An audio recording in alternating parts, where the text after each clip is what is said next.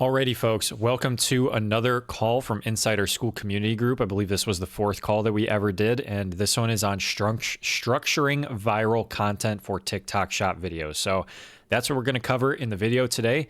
Yeah, let's just get right into it. I'm going to go ahead and kick this off. So structuring viral content, today's topic, folks. Boom, we're going to skip ahead right here. So these are going to be the bullet points that we try to cover. So part of it is basic psychology, understanding like a buyer's mindset. So, and what triggers a buyer. So, like, that's going to be the first thing we cover. Like I said, all these topics can get very in depth, which is why I think I'm at some point going to do these in separate calls. We're then going to go over the three types of videos that you're going to be making: hook, body, and close, which is like the main structure of the video.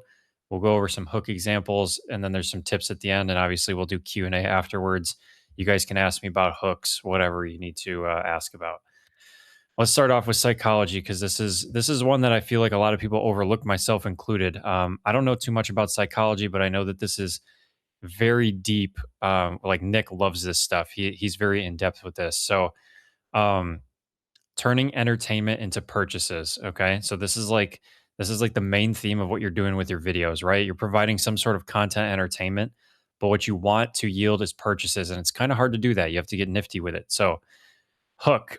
We all know what the hook is, right? It's like the first 3 seconds of the video, 1 to 3 seconds. What you're shooting for is to immediately trigger curiosity, shock, or ego. So, maybe showing something that's just some examples, like something that catches their eye. They've never seen it before.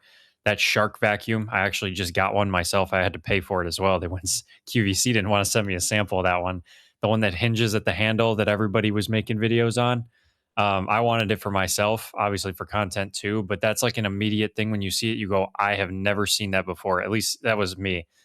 So that's going to trigger the curiosity, a little bit of shock, right? Like, oh my gosh. Shock could also be something really surprising, or like, oh my God type stuff. Maybe in a skit or something, you like place something in there that could be shocking. And ego is like calling out the viewer. Like, we all know what an ego trip is, right? Like, kind of in a way, like pissing them off or irritating them or making them feel like they're offended or something like that, especially with like political products. That's like a big ego trip for people. Tone. Um, Obviously, we don't want to sound salesy, so we all know what salesy sounds like. I've been doing some reviews for people on their accounts, some audits, and a lot of you think that you sound really salesy. I got to tell you, some of you kind of sound salesy. We all do in the beginning. That's just something you work out of, right? Like when I first started, I sounded salesy as well. So it's just something you work out of. You become more natural flowing on camera. You could be more yourself. That's where the salesy stuff kind of makes its way out. But it's very important to talk like you're talking to somebody else, make it relatable, right? Like you're having a conversation with somebody in front of you. Visuals, desire. So something that people just want in general. That's your basics on desire. FOMO, fear of missing out. They're thinking, oh my God, it's going out of stock, whatever. Um, and then problem solution. So these are like the three kind of things, like visual things that like you'll be showing problem solve. Like a less interesting product is a problem solution type deal. Oh, you have this issue. Oh, you can't clean under the couch without moving it. Now you can, right? Fear of missing out, low stock, something that's brand new is selling out fast type stuff, or something that sold out last year. Are you sharing slides tonight, Nate? We can't. You guys can't see my slides. Oh my God, I'm an idiot. Oh my God. I'm not sharing my screen. Thank you for saying that. Oh man. Jesus, man. God, I always mess it up somehow, don't I? Jesus. All right, you guys can see it now, right? Damn. I feel like a dummy. Somebody let me know you can see it. All good, explain it well. Okay. You can see it now. All right, cool. Sorry, guys. I'll give you. We got to move to the bottom anyway. So if you are taking notes or something, then you can still write this stuff down. It's not like there's that much here. I'm just more so going in depth. But you could also go back and rewatch it. So visuals, yeah, desire, FOMO, blah blah blah. Onto these four right here. So these I didn't really know what to call these. I just called them components. But these are like little almost like hints you can throw into your video. I don't want to call it a hint, but you get what I'm saying. It's like spices you throw into your video and it drives action without them knowing. So like novelty, that's like something that's new or exciting is going to grab attention, right? Um, Controversy. That's like, I mean, I guess it's not going to happen like subconsciously, but controversy, right? That's what drives your comments. Okay.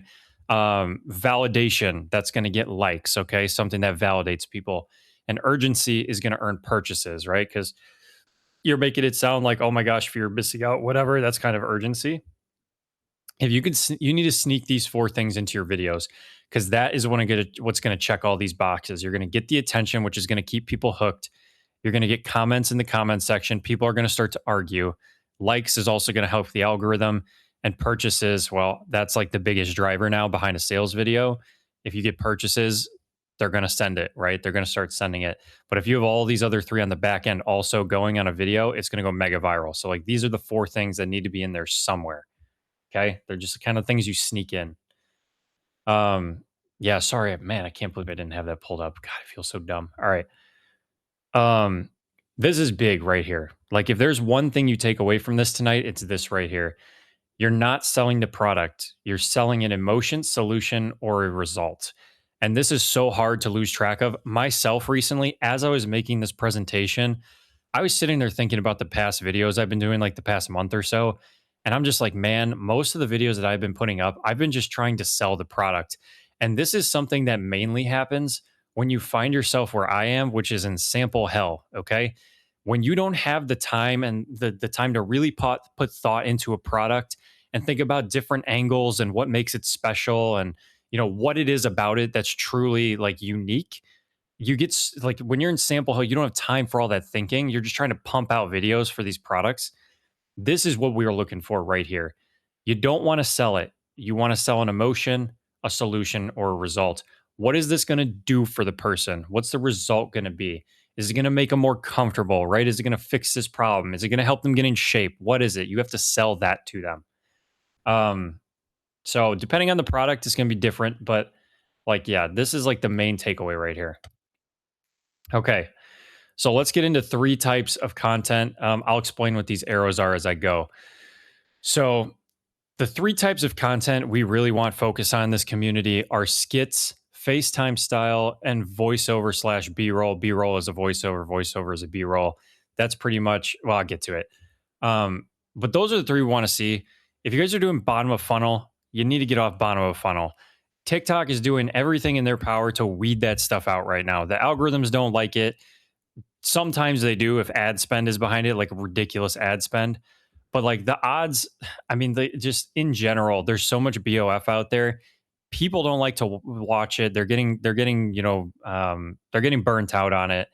And, all these accounts are getting banned. We need to just move away from that. So if you are still doing bottom of funnel, it's okay to do it here and there, but don't make your whole page bottom of funnel. That's for sure. These are like the three best ways to go viral and really have what's bottom of funnel. Don't worry about it. You don't even want to know. You don't even want to know. I'm not even going to go into it. This is what we're focusing on right here. This is the good stuff. So skits. I'm going to start with skits because skits are a little bit unique. This is where you get somebody else involved. So it could be a spouse, friend, family member, sibling, whatever it is, right? You're getting somebody else involved. And these can be harder, but they can also be easier in certain ways. So it's going to be POV style, right? Somebody's going to have the phone and they're going to walk up to somebody else and it's going to feel like a natural conversation, almost like you're listening in, like you're eavesdropping on their conversation. And there are some couples that do this really, really well. And that's what this example is right here. Motto Slow. I'm sure some of you have seen him, if not all of you by now. This dude and his wife absolutely crush skits. I don't even know if they write scripts. Like when it comes to skits, like it says here, requires planning, but it takes less editing. Usually this is done within like one take or a few takes, right? And so like you don't have to do as much editing because it's not clipped up as much. It should feel natural, flowy. That's the whole point of a skit. But man, dude, if you can just like yap with your wife and make it about the product or with your husband or your brother or whatever, or even your friend, skits absolutely crush if you do it right. And this guy crushes. So if you want to do skits, then I would go watch this guy. That's where I would start. There's probably other couples out there that people will know, but this is like the one couple that I always watch. This guy and his wife do amazing skits. It's so natural. You never even know that that's what's going on. Um, and he crushes it with sales. So let's move on to FaceTime style. So this is like mimicking a one-on-one conversation. It's more casual, unscripted, usually, and personal. It's like you're FaceTiming a friend, basically. Sorry, my nose is really itchy. Um, and you're speaking directly to the viewer, to whoever's watching. I actually did a video like this kind of today. But they're usually you're not setting up a tripod. Sometimes you are, right? Sometimes it's just you talking. Maybe you're in the kitchen doing something else, right? It looks very nonchalant. That's kind of the idea of the FaceTime call. But a lot of times, a great example of this is the video that Nick did with the phone charger. He did it, one of the first viral videos he ever did. If you go to his page, I'm sure most of you follow him by now. If you go to his page and you look at his like most viral videos, it's up in there. It's the retractable car charger. That's a FaceTime style video where you're talking to it face to face, and then maybe you double tap the screen and flip it around, and now he's kind of showing off the product, and then he's flipping it back to his face to talk. That's FaceTime style. Okay. That's what that is. You can also do like FaceTime style where you set the camera down and you talk about something. That's another, like, he does this really well as well. Motto, he does it very, very well. I actually don't know his actual name, um, but he does that pretty well. When it comes to FaceTime and B rolls, though, you can go to Nick's page. This is Nick's bread and butter. Voiceovers and B rolls. This is really Nick's bread and butter right here. So this is going to be really good for you in the beginning. It was really good for me in the beginning when I was kind of more awkward on camera because you don't necessarily have to show yourself on camera at all, really. I mean, you just have to show the product in motion. Basically, what you do is you record some really nice, smooth footage. Maybe you get some panning, some slow panning with the phone or whatever, and it's like slowly going around or it's like slow mo or whatever it is on the product, and you get some unique angles and shots. Compile the footage, and then afterwards you voice it over. You start talking about, you give your hook, you start talking about the product, blah blah blah. But it's more so voiceover style. This is going to be easier for you in the beginning when you're just learning. You don't have to be on camera as much, like I said, and you can separate, your footage from speaking. You don't have to do it at the same time. So you can kind of separate the two, film, and then write yourself a script based on the filming and go through it. And you can also use templates as well. Like you can get some script templates. So every time you make a B-roll style video, you have a template ready for the script. Let me see. Did that cover everything there? Easily separates filming. Takes a while, but converts the most. Yeah. These are going to take more editing. That's for sure. Because you have to sit there and voice it over. You want to make sure you get your tone right. It's also good because you can get your tone right in the moment versus like having to get it right while you're filming. You can kind of like just keep recording the voiceover sections over and over until you get that tonality right. Okay, that covers that. Um, so hook, body, and close. This is the basic structure of your video. I don't feel like many people talk about it too often, at least not from what I see. It's almost like writing an essay. Like we all learned, hook, body, close was basically an essay, right? It's just into video format, but obviously the components are different. So when you're doing your hook, there's three things you should be doing with that hook: visual, verbal, and text, and that's going to kind of apply to all three of these. But when it comes to the actual hook itself, you don't necessarily need text, um, but you're definitely going to want visual and verbal for sure. So, visual is going to be some sort of movement, a unique angle or a unique feature being shown off at the beginning. Like I mentioned with that vacuum cleaner, most of those videos start with like a very satisfying, angle of the vacuum on like a very one of those like fleecy carpets. You know what I'm talking about, where it looks a different color and whatever, or like the hinge on the vacuum, or maybe they throw it and say, "This is why I'm taking it back or returning it." That's like the movement at the beginning, right? Or the unique angle. That's your visual hook, right? It gets people like, oh, their eyes just immediately like lock on. Verbal, pretty obvious. Some sort of sound. Your verbal hook, whatever it is, speaking it. Like, why did it take until 2026? I've had that hook work for me on multiple products. It's one of Nick's favorite as well. I think he kind of created that one. He was like the founder of that hook, if you will. Um, So that's like a verbal hook, an engaging statement. And then text. Text is kind of optional. There's a lot of big creators that don't use text anymore. If you look at like Lush, he never puts text on screen. And I think the reason he does that is because he's so good. First of all, his face is known, but also he's really good at making engaging like visual hooks and stuff. And he has great verbal hooks. So the text kind of becomes obsolete. But if you want to put like an emoji or something that kind of signifies what's going on, or like if you do decide to actually put text on screen, I still do sometimes. You really need to keep it short and sweet. I believe if anybody knows or follows Alex Hermosi, I believe 6 words is like the max you should be putting on your hook. You want to keep it as short and sweet and easy to read as possible. And then maybe one emoji.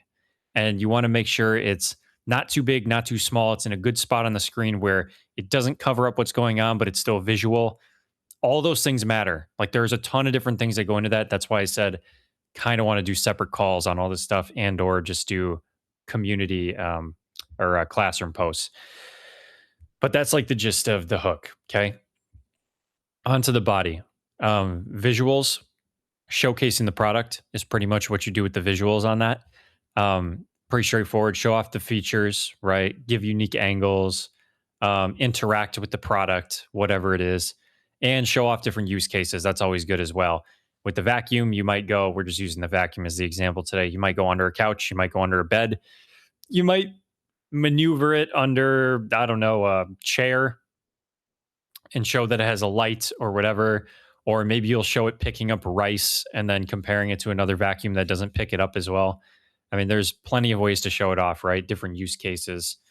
Verbals, talking about the product. Again, pretty much right in line with visuals. Talk about the benefits. Not only talk about the benefits, though, talk about why you like it. This is selling the emotion right here. It's not always about the product benefits. Sometimes that's all it takes is like that vacuum. I mean, it had something that no other vacuum really had. And so, like, the big angle here is personal anecdotes. Like, hey, it does this. Why is it so good, though? It saves me time. I don't have to wait for, like, I don't have to move the couch, right? Like, I can get under it in one sweep. So, that's what you have to sell, like, your personal experience with it. That's why it's kind of important to hone in on just a few products and really use it. Figure out why it's good for you. Why do you like it so much? What is it? Does it save you time? Is it just easier to do something? What's the angle, right? How many different things can it do? And then verbals explain the problem solution, which is kind of what I just did. That's also part of visuals though, like product problem solution. If it's not as much of like a visual, entertaining, cool product, then it's more about problem solution. Then obviously that goes into visuals as well.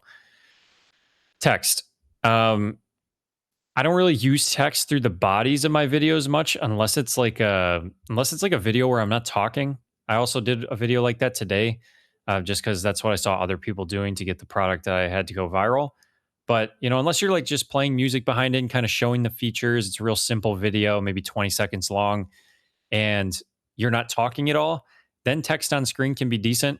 There was a girl who was going super viral with the Mellow comforter and the blankets simply by like just jumping on them and getting comfy and cozy and putting a little bit of text on screen. There are plenty of people doing that. So it's really more of like a time and place kind of thing for text. In the middle of a video when you're talking and you have all this going on screen already, it's kind of rough to throw in text there to have somebody read it. That's why captions are also kind of a dicey thing. It's not always necessary. But if you like forgot something, like wanted to note a special detail or display like an emoji that kind of goes with like your tonality and emotion that you're expressing with it, then you can throw that in there here and there. That's not going to hurt you any. The last part of the video. So we went over hook, body, close. When I'm doing account audits, so many of these videos lack a CTA, a call to action. It's just, I don't know if people don't want to sound too salesy, but somewhere at the end, you need to casually mention a sale, low stock, free shipping, something of the sort, because people are only going to like, you have to remember, most people who are doom scrolling are like sedated. They're in like a sedated state. It's crazy if they even make it to the end of your video because they're that sedated where they'll just scroll, right? They're mindlessly scrolling. But if you can nail the hook in the body and get them to the CTA, the odds of them purchasing is so much higher if you do it right. And so, like when you get to CTA, you have to make sure that they know where the cart is. CTA about 70% through the video.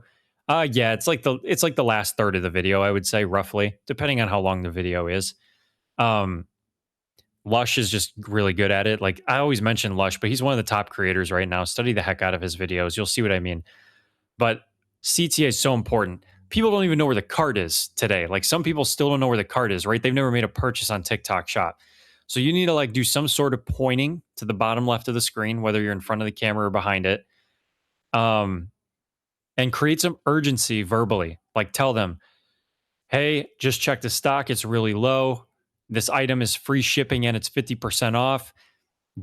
I would try to avoid mentioning actual dollar figures unless you're mentioning the full price and then saying, but right now it's on a ridiculous sale. I would try to not mention the actual number that the item is listed at on the sale price because let me just use it for example. Let's say the vacuum is $300. With a coupon, you can get it for $250 or $200, right? Whatever it is.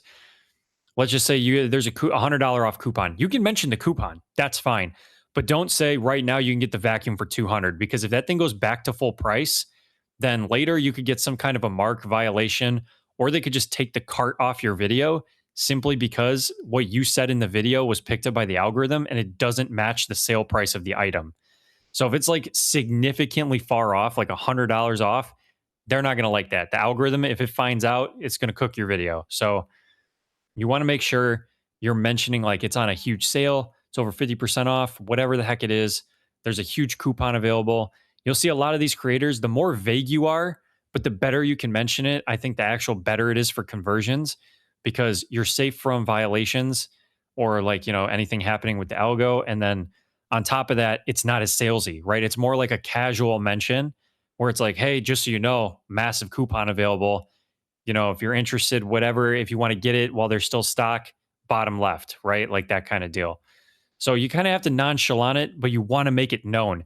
You can't just be like, oh, this thing's really cool, blah, blah, blah, blah, blah, and then go, I'll link it, right? Like you don't point or anything. They don't know where it is. They don't know what you're even talking about. And some people don't even mention it. They just say, I really like it. You'll probably really like it too. But there's no mention that you're selling it. And so then they just scroll on. They don't even know you're selling the thing. So make sure that you make it clear at the end. You can also throw text on screen to indicate like a pointing like finger. You can use a little sticker arrows for where the cart is located. Okay. Plenty of people do that. It's not necessary. Sometimes you also have promo codes though. Like I work with Renfo, which is like a pretty big health and wellness company. Sometimes they'll throw out promo codes nobody knows about and they'll let me know. And then I can put that on my video. And that's like a good indicator for people to go type in the promo code and get an extra 10% off or whatever. That's only if you have one though. Or like I said, arrow pointing at the cart. Okay, I feel like that slide took forever, but whew, we made it through. Let me take a quick sip here of my drink. Okay. So we got some different hook examples here now. I feel like this was important to put in here. This is copy and pasted from the classroom. So if you go into Nick's section on viral videos, or I forget what the section's actually called, but if you go in the classroom and you click on like whatever the viral, like the hook video is, it will pull up like there'll be a little link for this right here. So you have access to this in the classroom the whole time. I copy and pasted it right here. So these are some examples of hooks. So first, does it not feel like these big blank companies don't want you to know about this? Doesn't it feel like these big companies don't want you to know about this? So that's kind of like creating curiosity of like, okay, this big company, what is it that they don't want me to know, right? What is it that I don't know? It kind of keeps them around for the video, right? They're like, what the heck? Like, what is he talking about? This was big when it came to apparel in the beginning. I actually come from custom apparel. I worked in it for 3 years. So I dealt with a lot of this in person. I didn't come up with this hook, but it was genius. And after hearing it, I was like, damn, it's so true. People would say, like, the only reason that these big companies are charging you so much more is because they're putting their logo on the clothing, right? Like, that's a great example of this kind of hook right here. It draws curiosity. It gives them something they never heard before. right? They're thinking of it, oh yeah, we're getting screwed by these big companies, right? Kind of keeps them like engaged. Um, so here's an example. Does it not feel like these big coffee machine companies don't want you to know about this? Because I just found one that cleans itself, right? So asking a question, getting them curious, and then talking about this new aspect you've never seen before. And that's kind of like a personal anecdote too. Like, I just found one that cleans itself. People are going to go, I don't have that, and be like, it's going to sound like you didn't have it either. Like you just found it. It was random. Oh my God. Right. Um, Next one. I swear nobody told me about this, right? Or, why is it that nobody told me about this? Turn it into a question. I swear, how did I get to this age without knowing about this? Right? Like that kind of thing. I swear nobody told me about this air fryer. This one has a window and you can actually see the food cooking. Interesting aspect of its glass, right? You can get into other things about it, like the fact that there's no microplastics, blah, blah, blah. How did nobody think of this sooner? That's a great one. Like, honestly, that one works more often than you might think, because it triggers a lot of people, especially if it's a product where it's been around for a while, but it's kind of like an older product. Um, that's a kind of thing that it's going to trigger a lot of people to just go comment and correct you. So that's like the ego trip where they're like, this guy doesn't know what he's talking about. I'm going to go make sure everybody knows that he's, full of crap or whatever, or that he's an idiot because he didn't know what this is. That's kind of what this is. It's kind of along the lines of, why did it take until 2026 to invent this, right? I used that with the heat pad and it worked very well for me. I got a ton of comments where people were like, that's been around for at least 5 years on Amazon. There was just angry people, right? That's kind of what that one is. Um, you have 5 seconds to guess which one is actually cheaper. So this is like you could definitely do a variation of this hook right here. It's kind of like the whole thing where it's like, I own the three most sold cordless vacs. Um, here's what I think of all three of them and which one I think is the best. You could do the same kind of game with, hey, which one of these do you think is the cheapest? And then it's like, maybe you could even push it off to the end and be like, well, let me talk a little bit about each one and then maybe you can make a better guess. I don't know, something of the sort, right? It just gets people initiated. It feels like they're playing a game with you. Like, oh, now I have to guess. Um, I didn't buy this because it went viral. I bought it because blank. That's another like decent hook. Let's remember these hooks are a little bit older as well. So hooks come and go, but they can certainly make a comeback. Like if a hook, I'm trying to think of like what an example, like everybody's doing the hook right now with the vacuum where it's like, uh, I got the viral blah blah blah vacuum, and this is what led me to return it, like some variation of that. And it's so overused right now. If you can like pull yourself back to an old hook that works with that product, or even take that super viral hook that everybody's heard and twist it around in some which way to kind of make a joke out of it or something like that. That's not a bad one either. Like to be able to manipulate an already viral hook that people have heard a million times and then kind of like put your own twist on it and they hear it and then like laugh about it or something. That's a good way to get people to stick around. Um, so like I didn't buy this because it went viral. I bought it because blank.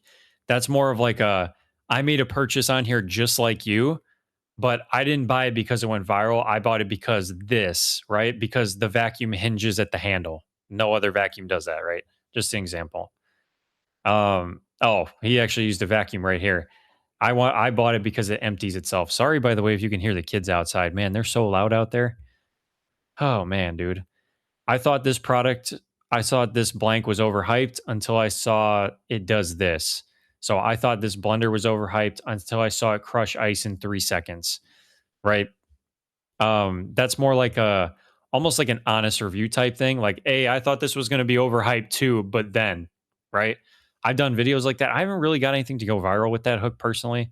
That's probably my fault, just being bad at those videos. But that's definitely a hook that can work as well. Works pretty well, I think, on clothing. At least I feel like it would. Like, oh, I don't usually like baggy jeans, but and now you got baggy jeans on, you like them. I don't know, something like that. Just another example. Um, okay. tips. I got some tips at the end here. So test all three styles. All right. And see which one you like the most. So obviously, I'm referring to these right here: skits, FaceTime, voiceovers. Obviously, depending on the product, you're going to have to decide what you think is actually going to be best for said product. Things like vacuum cleaners just tend to work better in B roll style. Not that you can't make it go viral with something else. For an example, like a lot of the ones going viral right now are air purifiers. Some of those are viral voiceovers. Um, and I've seen other people do viral FaceTime type stuff. I had a viral FaceTime type one. So some of the products are gonna, they're gonna vary, like which style is gonna perform best with the product. But if you can find an angle using one of these that nobody else has been using really, let's say all of the vacuum content is B-roll, and you find a way to put it into a skit that works, you're gonna have a huge advantage. Skits are a huge advantage, by the way. If you can get somebody else involved and you guys are good and natural on camera, you need to be abusing the heck out of skits. Because so many people are afraid to be on camera. Like my girlfriend doesn't want to be on camera, so I can't do skits. But to anybody out there who's got somebody else who wants to do what you're doing, make it happen with skits, man. Get good at skits. Um, so test them out, figure out which ones you like, figure out which ones work best for certain products, and make notes of it. Using concise scripts too to plan out your videos is always a good move. So especially with skits, scripts are going to be somewhat important, at least to have a baseline.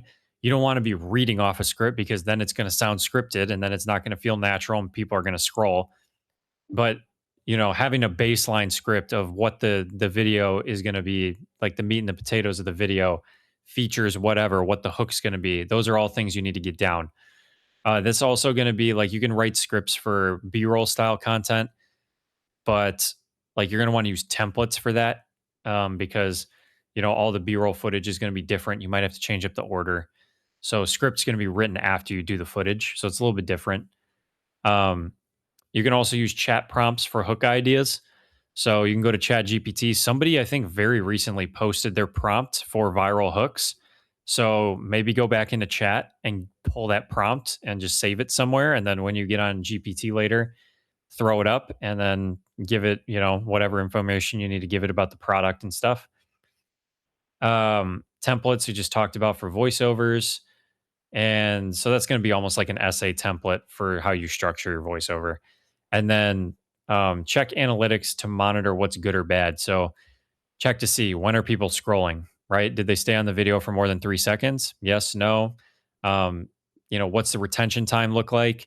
Is it less than 1%? Is it over 10% of people? Retention numbers and, like click off ratio or whatever, like when they click off the video, average watch time, whatever it is.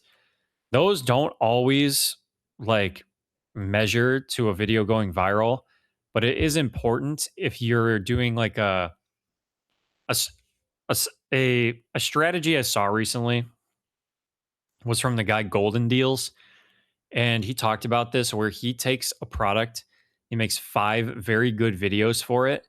He uploads them all at the same time and they're all different like style, structure, formats. And he'll do that and he'll see which one performs, if any. And he'll look at the other ones and go, okay, what failed? Did they just click off? Did this happen? Did that happen? And he does them all at the same time so that there's no like, saturation on the video. They all go up at the same time. They all hit the algorithm at the same moment. And I think that's a really good strategy that some people should use. It's kind of off topic from this, but it ties back in where you need to study how those videos do versus each other. Where did they click off? What was the retention time like? What was the hook? Was it different? Did I start with the different movements, right? So all those things play in. This is why it's important to study your videos. And I believe that's it. Alrighty, hopefully you found that presentation helpful. Hopefully you found it somewhat useful or valuable. Like I always say, if you are if you're interested in learning more about Fowl and or learning TikTok Shop for free, you can join our free school community where we teach all this stuff. Link is going to be in the bio or in the description of this video. And yeah, it's really cool. You learn TikTok Shop for free. You get to vote on brand decisions and get to be a part of the like decisions with the brand. So we voted on logo, we voted on colors, all that good stuff. So if you want to be a part of that, go ahead and join Fowl. And yeah, I will see you in the next video. Peace.